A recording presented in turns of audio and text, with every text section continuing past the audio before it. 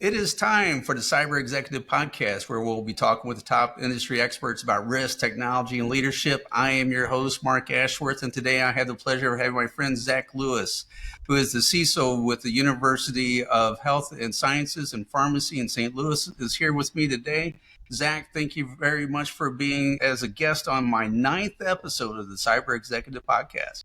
Awesome, Mark. No, thanks for having me. Glad I made it into the single digits, getting in early. Excellent. Thank you very much.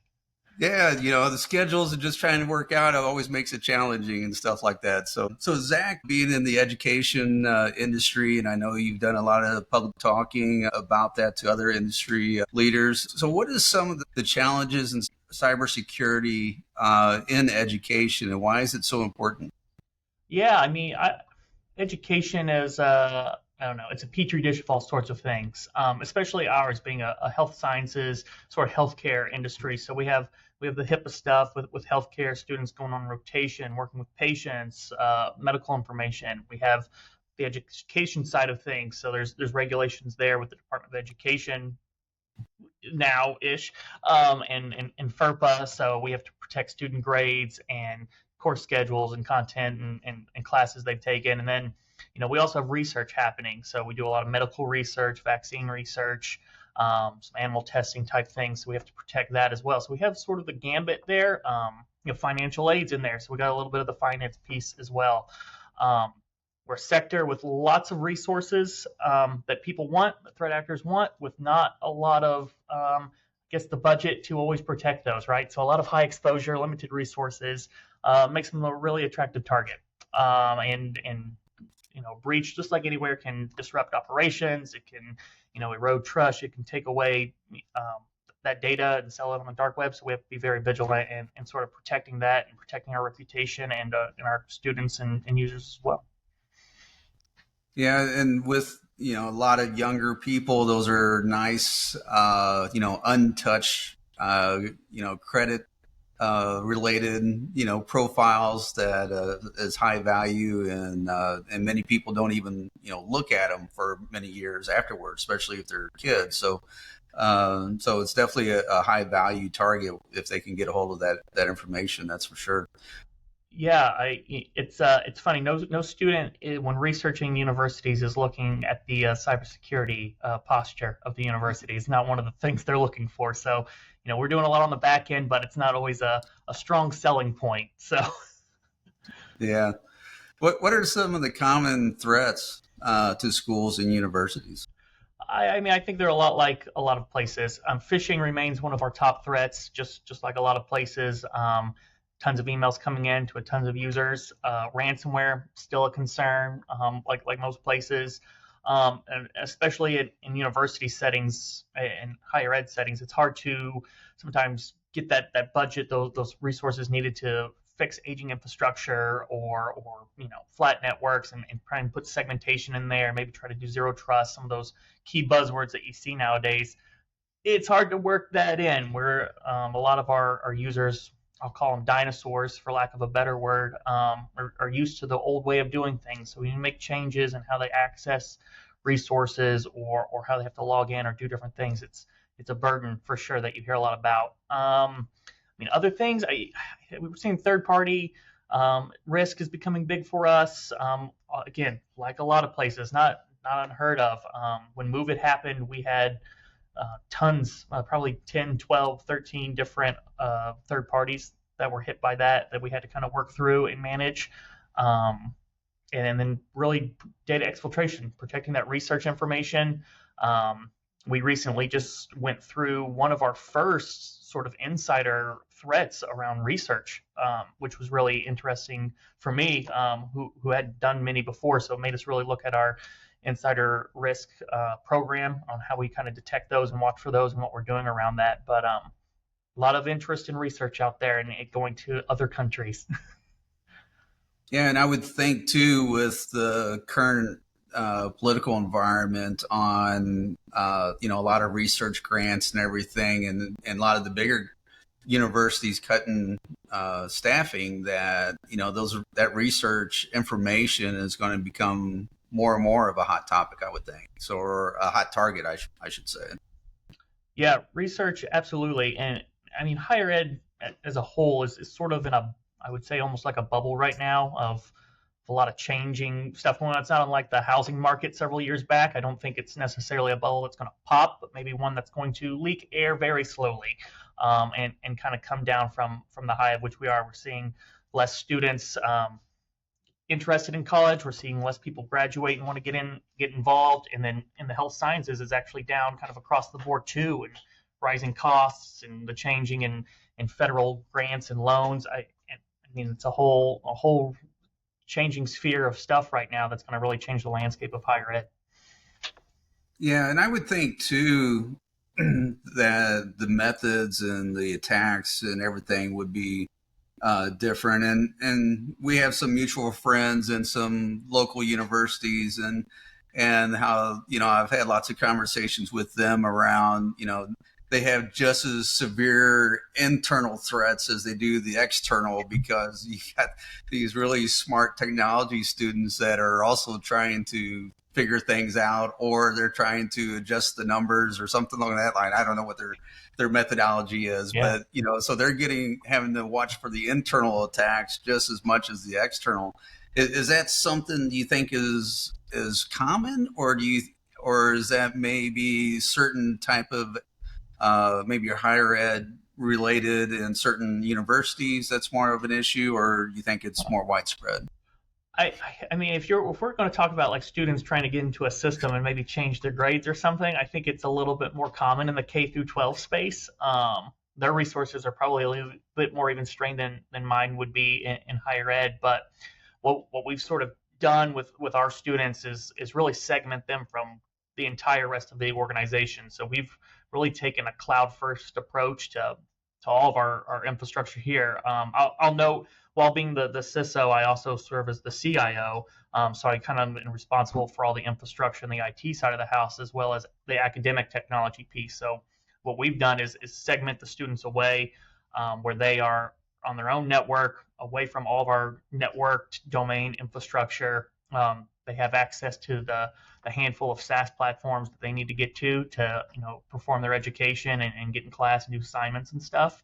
Um, we don't let any of their computers, which is their BYOD, at this point, talk to any other machines on the Wi-Fi or the network that they're on, and just really kind of keep them isolated from each other and from all of our stuff, so they can't do that so much. And then you look at a lot of role-based access for those SaaS platforms, so having a really good identity management program and making sure that the right people have the right access is kind of how we're managing that right now.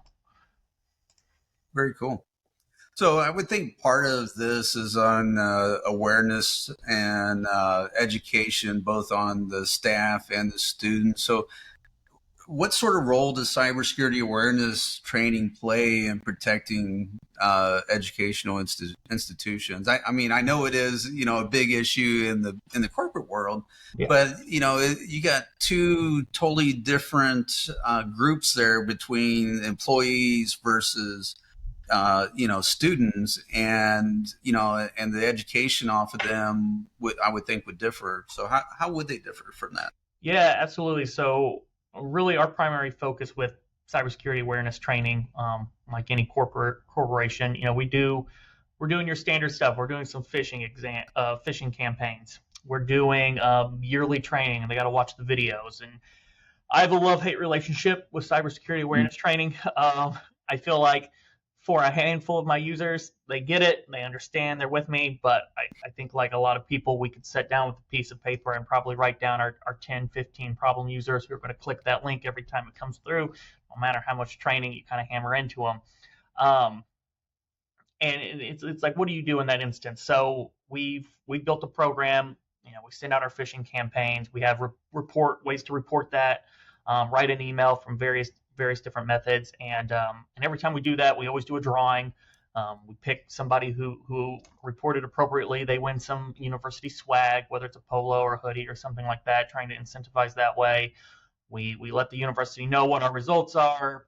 For those that kind of failed, if they submitted information, we're doing some remediation training, usually a short video, and then a longer video if you keep doing it, and then you have to write up some reasons why this happened and work with your supervisor. And we don't have a 3 strike rule. We have more like a 5 or 6 strike rule. No one's quite gotten there. I'll be interested to see if we're going to back that play when we get there, but hopefully we don't. Um, and then I keep trying to refresh those training videos that we do every year. What are people watching? Are they just clicking through and answering the questions at the end? Is there actually anything really valuable in there? And trying to keep that as fresh as possible, give them a little information that might be relevant to their area. Um, it's it's is what it is, I guess. It sort of checks that box for Mhm. our faculty and staff anyway, and they're the ones who are going to have the most access. So students, a little bit different. They have some policies they have to read, some documentation that they're not going to do this, not going to do that. Here's how good hygiene looks. Don't put anything that's real personal to you into Chat GPT or whatever that might be. And we give them resources and kind of send them on their way. They're not going through a lot of that training. They're not having to watch a ton of videos. We make it available to them, but it's not like a hard requirement. So Mhm. for us on protecting them has been more about just again segmenting them away and keeping them safe from each other. So if you want to go out there and you somehow encrypt your device or get a virus on it, it's just on your device. We'll help you clean it. We'll help you get right, but we don't want you messing with anyone else. Yeah, and with that, and you kind of mentioned the 3 and 5 strike rule and stuff, but what are some other ways that you measure the effectiveness of the training? Yeah, I mean, I don't have a ton of good ones. We look at obviously click results. We look at submission results to see how we're improving over time. We've forced some policy acceptance stuff in how people log in. So when they're logging into Microsoft, once a year, they're seeing the new policy. They're having to read the policy and approve that and say that they've read it to show that hey, we're doing that. We're keeping that data. We also have LinkedIn Learning. We offer all sorts of courses. So I partner usually with HR to roll out some sort of training each year around it might be data protection one year. This year it's going to be around generative AI stuff and what you can and can't put in there. And we would make that available. So we look at the sort of the results reports of what people have watched, how long they watched it. Did they go ahead and get a certificate with that? And that's about all we do in terms of the measurement of it. Again, it goes back to being limited on budget, limited on time, limited on people, and doing the best we can with what we have. Yeah, and I would think that AI is becoming, more and more of an issue in the education side of things. And, I've heard both students and teachers, talk about having to check for AI written and so is that something that you're seeing a lot in your institution or is it being blown out of proportion? I mean, we definitely have professors who are anti-Chat GPT. We have a small handful who are pro-Chat GPT in a lot of ways. Are students using it? Absolutely. Is there a good way to detect if they're using it? Not so much.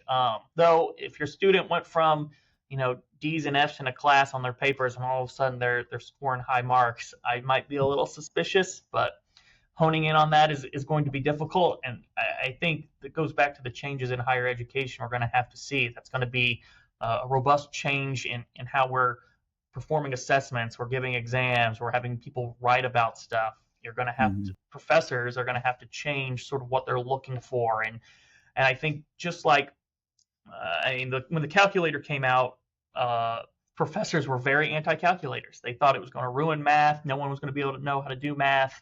And then it took 5, 6 years before that to become really part of a curriculum as a tool that helps students. And I think faculty and professors are going to have to sort of adopt ChatGPT and other generative AI tool as a tool and learn and teach our students how to use it effectively to make them more efficient. We're rolling out Copilot in small batches to different places across the university, not necessarily on the student side, but working with different departments and identifying use cases and people who might gain efficiencies by it. And we're sort of testing the waters with that. So we have maybe 30 or 40 users in that space testing it. And I'm running a committee around AI use with my director of academic technology, and we meet with these people and we talk about, hey, what are you doing? What's working for you? What's not working for you? Here's some stuff we've done. Here's a couple reports we've seen. Here's some LinkedIn learning training, or here's a really cool guy on YouTube who's doing something, and really trying to keep them engaged to show that they're getting value from it. And if they're not, all right, you're not. We'll pull that license. We'll give it to somebody else and try. Again, we don't have the funds to roll it out to everybody, and it's pricey, and we want to make sure you're using it effectively. So that comes with the training around what should you not put into free generative AI tools, and don't use DeepSeek. I sent out an email to the campus not so long ago. Please don't use this for work-related Yeah. materials. Like, we have to kind of watch that and make sure no one's doing anything overly wrong and sending that stuff elsewhere. But we're trying different stuff. Students are definitely using ChatGPT though. I can see it, and whether faculty want to adopt it or not, it's not going to be something that's going away, I don't think. Yeah, when you mentioned the calculator thing, I was kind of thinking the same thing and kind of reflecting back. And, I'm going to date myself here, but I remember when the calculators weren't allowed. And then I remember when they, started to be allowed. And then when I was going through college, the internet wasn't there yet. And, or it was still at the university on mainframes, I should say, and then you hear the transition of people, starting to use it, and now they're trying to keep people from using it, and now we're seeing it again with AI. So yeah, it's an interesting evolution on how each new technology and how it gets into the educational side, and how long it takes before it gets fully adopted and embraced. Absolutely. As I actually saw online where someone managed to take more robust Texas Instruments calculator and run a localized version of a Chat GPT on it. And I was like, wow, they've really come a long way. That would have been handy back yeah, in the day. yeah, that's pretty cool. So with universities and schools and the cybersecurity and everything, how do you think they need to start improving on the posture side, and maybe from a high level? Don't talk about your group, but from a high level or industry level. And I'm sure it's different between K through 12 than what it is at the university level. And universities, I think, typically have a little more money to do things with than many public schools or private schools. What's your thoughts on that? I mean, I still know a ton of, especially K through 12s, and a handful of universities that still aren't using MFA. Right? It's almost like a requirement anymore, and in the fact that they aren't using it, and a lot of them are either using Microsoft or they're partnered with Google, and we're getting great deals with Microsoft and or Google in the education space. Like, to not have MFA on at this point is pretty crazy. So really hammering that home. I know we have it on everywhere, and I know when we moved out to Microsoft Authenticator, moved away from SMS a couple of years ago, there was pushback, especially on the academic side, with faculty not wanting to have an app. They don't want to have an app on their phone, their personal phone, and I get it, but also we have to protect the environment, and if you want to access stuff, you're going to have to come in through MFA. So that was kind of a fight for us, and I mean, we even had people go out and like, I'm going to buy a second phone just for this Authenticator app. Like, all right, whatever you want to do, man. Just as long as you're using it, that's fine. Um, and we had a couple dinosaurs, as I mentioned before, still rocking the flip phone, and it's like, all right, well, I'm going to introduce you to hardware keys. It's going to be great. um, so that's a big one. I think a lot of the foundational stuff still needs to happen. Keeping software updated, doing your patches, um, not reusing passwords. I mean, a lot of it's very basic stuff. When you look at the universities that were getting in 2023, higher education in general was the most targeted industry. We've fallen down to third, so we're doing better. Manufacturing's taken that from us, but when you look at those attacks that happened, almost all of them were from not having MFA turned on, weak passwords, servers facing the internet without patches, like the standard stuff that you're supposed to be handling. So really getting your hands around that is good. And then if you want to take that next step, have those good backups, because as an education institution, you're probably going to get ransomware. You're going to get hit. backups are going to be your best play to get back in the game. Um, there's been at least one, maybe two universities that closed after a ransomware attack because they either couldn't recover and they couldn't pay, and they had to shut their doors, right? I think you don't want that to be you. So work on that incident response plan. Have some stuff in play. Do some tabletop exercise. I think that partnering with CISA, using those free resources that you have available to run through a tabletop, they'll help you build that IRP plan or that IRP. Very important to use. There's stuff we can do out there that's free. It's not going to cost anything, not going to break your budget. That you need to really look into to help amplify our limited resources.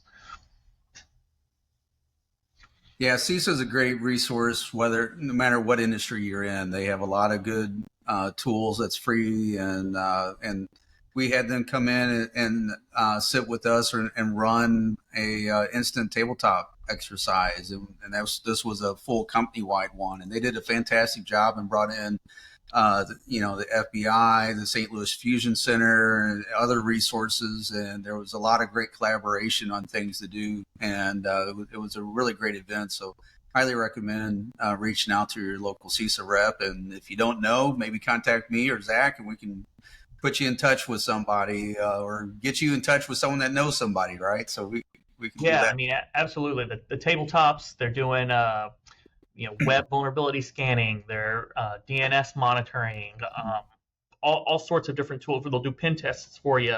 A lot of resources there that can really help. Yep. Yeah, definitely. So, speaking of CISA and other, Department of Education, which, okay, wherever that's at right now, but do you see any other like new regulations at the state or federal level for education that might be cyber related that, it's kind of watch out for? Yeah, I mean, in the last year, there were somewhere over 200 cybersecurity related bills across all the states. So all the various states have all sorts of different things coming from, which, I mean, we pull students from all 50 states and some other countries. So depending on what's in those bills, we are going to have to comply with some of that in terms of data handling and reporting and different stuff there. It looks like about half of those that were submitted are actually becoming law this year. So we have to kind of move on that. Um, a lot targeting K through 12, but we are seeing some higher ed stuff around there. Also, we fall under GLBA, so if those requirements ever change again, we have stuff there. It looks like HIPAA's going to probably be getting some updates. In January, we saw some protections getting bolstered for EPHI that are going to affect us. There's a couple more out there that are looking at getting changed. So probably we'll see what the federal government wants to do with some of their other measures and stuff. I doubt we see a lot happening there probably this year or next, but certainly at the state level we're seeing a lot of changes, and FERPA, HIPAA, and GLBA are big three. Mm-hmm. Yeah, and I know there's so many states are invoking new privacy regulated rules, and a few of them around biotechnology or bioidentification, which Illinois kind of has the flagship one that most states go with, and California does on the privacy side. So they're all kind of modeling around them and taking them in different directions in some cases. So it's definitely challenging not having a central or federal privacy regulation to make consistency throughout. That's for sure. And I know that's on the business side, and some of those affects everybody, whether it's education or business or however. So Yeah, that's a I don't challenge. mind. I don't mind a handful of regulations because that Yeah. lets me sometimes do what I want to do, and I can back that by like, hey, by law, you need to do this now. So Yep. jump in, everybody. I think our biggest challenge usually around security is academic freedom, right? So in education, academic freedom is huge. Faculty want to teach the way they want to teach. They want to run their courses. They want to access the stuff the way they access. And education's always been a very open area. We want to share information back and forth. We want to get this research out here. We want to get these methods out here. It's always been about sharing and academic freedom. And cybersecurity insurance and government regulations don't recognize academic freedom as, a term Hmm. that needs to be respected. So we have to really balance that freedom with our cyber risk sort of appetite and what we're willing to accept. And the world has changed a lot since the 80s and the 90s when things were just wide open, and we got to rein things in. I have professors here that have been here for 30, 40 years. And like, yeah, a lot has changed. And, Hmm. we just rolled out like Windows 11, for instance, and they're like, why did we have to change? Yeah. Well, time is moving on, and it's going very quickly. Wait till I tell you about ChatGPT, right? It's going to blow your mind. And they're just not there. And that's almost like now when we're hiring and interviewing for new staff and new faculty members. I mean, we have to ask technical questions around it, like, do you know how to use a computer? Because our classrooms are very technology focused now. We're bringing in drawing whiteboards, not like a whiteboard for a marker, but technology integrated systems with buttons to turn stuff on and record things automatically and do all the streaming stuff. And some of these people just don't understand how to do that yet. So we're trying to train them, but bring in a new workforce, and they're having to add these apps and carry a computer, and it's kind of interfering with their freedom that they've been used to so long. So Yeah, some of the stories that I've heard on securing like internet access, for example, and I'm trying to think of the discrete way of putting this, but they're because of some schools and yourself included are health science related. There are body parts that people can search for, and so because of that can go into other types of internet content off of there, which makes it challenging to differentiate what's scientific and what's not in some ways. And so I know that's a challenge for universities at least. K through 12 would be a lot easier to prevent that side of things. I know, but I know that's a challenge. But what other challenges in the educational sector is there towards security? I mean, I think a lot of it just really relies around that open access, that need for sharing, and balancing with the security controls. And I think resource limitations we're still going to see. I mean, if you're not a Harvard or a Texas A&M or a Caltech or someone, you're probably struggling a little bit with budget and resources. Legacy systems, decentralized probably IT environments. We've been really trying to pull all of ours back in and really focus on, as I mentioned, moving to the cloud, moving to SaaS, because that for us makes us a little bit more agile, a little more flexible. And I think a lot of these smaller institutions, these niche environments, are running a lot of legacy systems, a lot of old hardware, and now they're seeing these big capital expenditures coming up, and it's getting real hard to justify that with the less amount of students coming in and enrollment going down. And it's going to be a challenge. There's going to be some closing and some consolidation across the board, and might end up being a little bit better in the long run when it's all said and done, but it's going to be a rough patch there for a little bit. Yeah. All right, well, let's kind of change things up. So one of the things that I have been asking each of my guests is there's some general industry related topics. So to start off with, here's what is something in the security industry that we could do better as security specialists? Something that we could do better. I mean, I think again, as a security leader, we have to look. What was our title as a chief officer? We got the information security in the middle. We are chief officers, so officers of a company. We need to know the business. We need to know what our business does, how it makes money, who our clients are, who our customers are, and talk that. I'm not the first person to say this. I'm not going to be the last. Like, we need to be able to do a better job of framing, the security that we have in terms of risk, in terms of value. How do you market that? And I mentioned the students earlier. They don't care that we're secure or that their data's not leaked. They're not looking that up. So how do I show that value to leadership, to the board or whoever, that this investment makes sense for them, and that it's going to attract students in the long run. So we're even doing stuff to bring students in and give them a cyber course. Like we're trying to partner with CISO right now on doing maybe a cyber camp. Even though we don't have a cyber program, let's bring students in. Let's teach them about it. We got the campus, we got the facilities. Let's do it.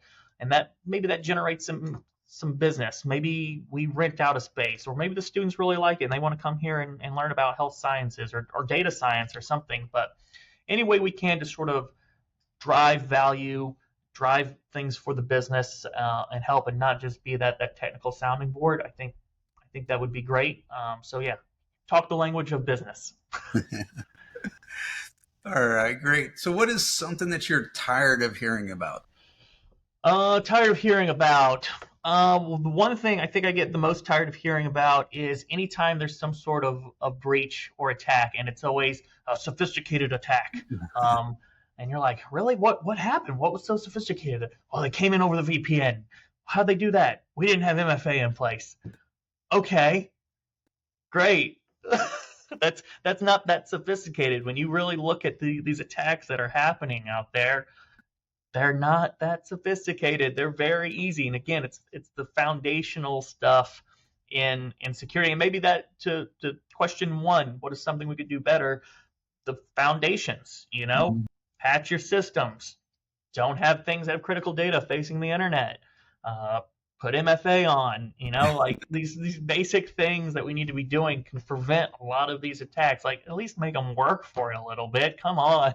Right, right. Yeah, Shay Bhatia, I think it was on episode 4 and on instant response, it had that same response about, uh, the quit saying is, sophisticated state actor, but all they did was compromise credentials and walked right in, so it's like, how is it sophisticated if you gave them the credentials? I mean, any script kiddie could have done that after that point, so it's, yeah, that is kind of funny off of it and the interpretation of that. So, Yeah, absolutely. I say that people are like, well, you can get around MFA, and I'm like, yeah, yeah, you can, but it's not like the go-to. It's not everyone's not just wheeling and dealing MFA hacks and SIM swapping and everything else. Like, just at least put it on. It's the yeah. basic. It's the least you could do, right? If they And bypassed MFA, now that's probably a sophisticated attacker that probably did that because there yeah, was some other thing involved there, right? So, yeah. At least make sure it's sophisticated if you're going to throw it out. I want to hear a right. really good story. That's right. Google it first to see if it was sophisticated or not, right? That's right. Or ask ChatGPT. There you Here go. we go. There we go. And finally, what is some of the trends in the security industry that you're currently monitoring?